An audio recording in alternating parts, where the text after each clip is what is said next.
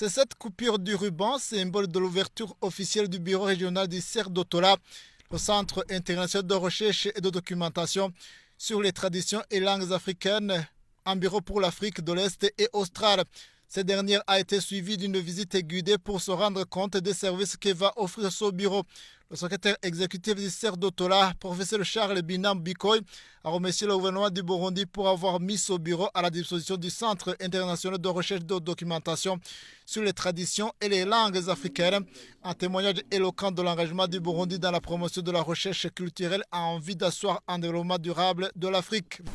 Vous venez de renforcer les fondations de ce nouvel élan que je viens d'esquisser, que les professionnels de la culture d'Afrique et de la diaspora appellent de tous leurs vœux depuis si longtemps déjà. Le secrétaire permanent au ministère des Affaires étrangères, Ferdinand Bashikako, qui a représenté le ministre, a quant à lui remercié le CER d'Otola pour avoir choisi le Burundi pour abriter ce bureau régional. Il a précisé que le Burundi est déterminé à travailler avec le CER d'Otola et les autres partenaires pour l'atteinte des objectifs.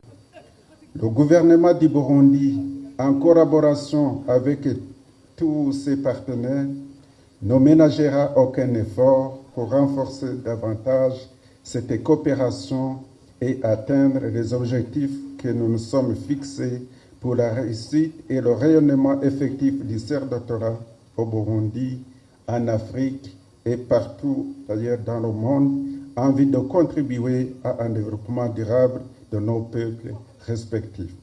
Il a salué l'apport important de la Burundaise Rose Ndayiragije, actuelle directrice régionale à du CER d'Otola, pour son rôle joué dans la mise en place du bureau de ce bureau régional à Bujumbura. Ferdinand Bashikako a sollicité le concours de tous les États membres et les autres partenaires à contribuer considérablement à la réussite des missions de ce centre. C'était aussi l'occasion pour les participants de visiter les expositions des objets d'art, de l'alimentation patrimoniale des Africains et du système de santé patrimonial des Africains.